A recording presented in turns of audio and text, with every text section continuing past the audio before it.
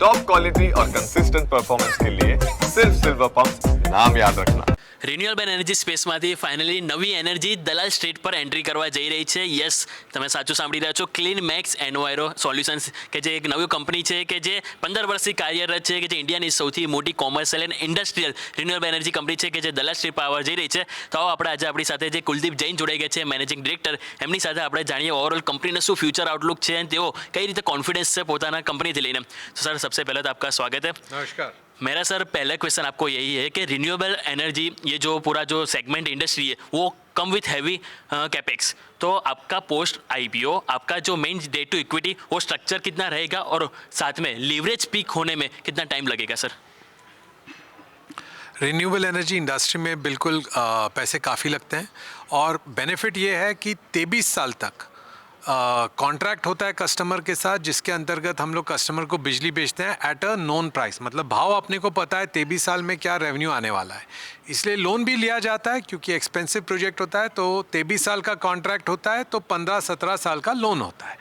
और हमारा इंडस्ट्री में compare to other listed peers, यानी कि जो ऑलरेडी लिस्टेड कंपनीज हैं, उससे काफ़ी कम नेट डेट टू इक्विटी है. हमारा नेट डेट टू एबिडा हमारा 4.8 टाइम्स है. बाकी इंडस्ट्री एवरेज लगभग 5.5 गुना है. हाँ, तो इसमें काफ़ी अंतर है. हम लोग ऑलरेडी कंजर्वेटिव लेवर्ड हैं और ऐसा ही कुछ अनुमान किया जा सकता है कि ऐसा ही रेशियो आगे जाके रहेगा. Okay, my next question is कि सर अभी सर आप नंबर 1 हो, लेकिन आगे जाके ऑब्वियसली कंपटीशन तो बढ़ेगी और कंपटीशन बढ़ेगी तो डायरेक्ट इम्पैक्ट टैरिफ पे प्रेशर आता है. तो उसी टाइम पे आपको मार्जिन आपको मेंटेन करने के लिए आपका प्राइसिंग स्ट्रेटेजी क्या रहेगी? हमारा ये फ़ायदा रहा है कि पिछले 3 साल में जितने भी प्रोजेक्ट हमने लगाए हैं उसमें एक्विटी पे बैक, यानी कि भाई अपन ने 100 रुपया एक्विटी लगाया प्रोजेक्ट में, वो 100 रुपया अपने जेब में कितने समय में आया, वो 2.5 साल रहा है क्या. और यदि ये पिछले 3 साल का आंकड़ा है, यदि पिछला पूरा जीवन काल देखें 15 साल तक, तो वो आंकड़ा लगभग 3.5 साल का है. तो ये देखा जा सकता है कि पिछले 3 साल में हमारा जो रिटर्न्स है, प्रॉफिटेबिलिटी है, वो इम्प्रूव हुआ है क्या. और हमने ये देखा है कि मार्केट लीडर होने की वजह से और हमारे top clients 85% of customers AA, AAA, MNC हैं, तो सारे बड़े बड़े कॉर्पोरेट क्लाइंट्स हैं, तो भाव भी ठीक मिलता है क्या और रिटर्न्स भी अच्छे आते हैं और पैसा जो है समय पे आता है. तो ये फ़ायदा है हमारा स्ट्रैटेजी का कि हम सौर और वायु ऊर्जा केवल कॉर्पोरेट कस्टमर्स को बेचते हैं under long term agreement. Okay, my next question is sir, ऐसे यू मेंशन 23 इयर्स, तो लॉन्ग टर्म पावर परचेज जो एग्रीमेंट होते हैं वो लॉन्ग टर्म के लिए चलते हैं, इट्स गुड. परंतु जब रिन्यूअल का टाइम आता है और उसी टाइम पे अगर टैरिफ लोअर होते हैं तो उसी टाइम पे company how will manage there earning growth? भाई 23 साल के बाद, अगर ये आपका बिल्कुल सही मानना है, 23 साल के बाद तो भाव आज से कम होगा, लेकिन 23 साल में अपने तो 23 साल की कमाई है, 2.5 साल में तो अपना इक्विटी वापस आ गया, उसके बाद मुनाफा कमाया 23 साल तक. तो भाई कस्टमर को भी वाजिब है कि वो बोलेगा ना कि भाई तुमने इतना कमा लिया, अब तो थोड़ा कम करके दो.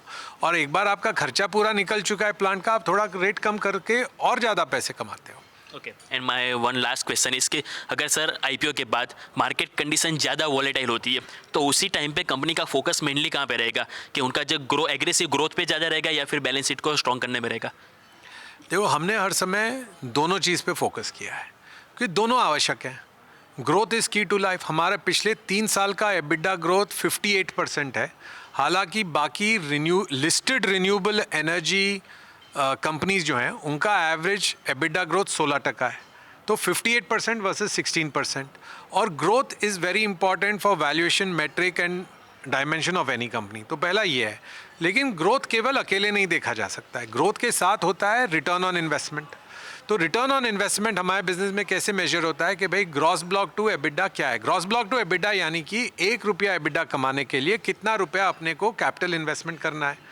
वो हमारा आंकड़ा है 5 रुपये 80 पैसे हम लगाएंगे तो 1 रुपया कमाई होगी. जो लिस्टेड रिन्यूएबल एनर्जी पियर्स हैं उनका एवरेज 7.5 रुपया है. तो हम 5.80 लगाते हैं 1 रुपये कमाई करने के लिए, वो लोग लगाते हैं 7.5 रुपया 1 रुपया कमाई करने के लिए, यानी कि 28% सुपीरियर कैपिटल प्रोडक्टिविटी. तो आगे जाके भी हम वही करते रहेंगे जो पिछले 3 साल से किया है, यानी कि focus on growth 58% annual versus 16% and focus on capital returns 5.8 times, 5.80 investment required पर रुपी ऑफ एबिडा वर्सेस 7.5 रुपया. Okay and wish you all the best for the IPO sir. Thank you so much.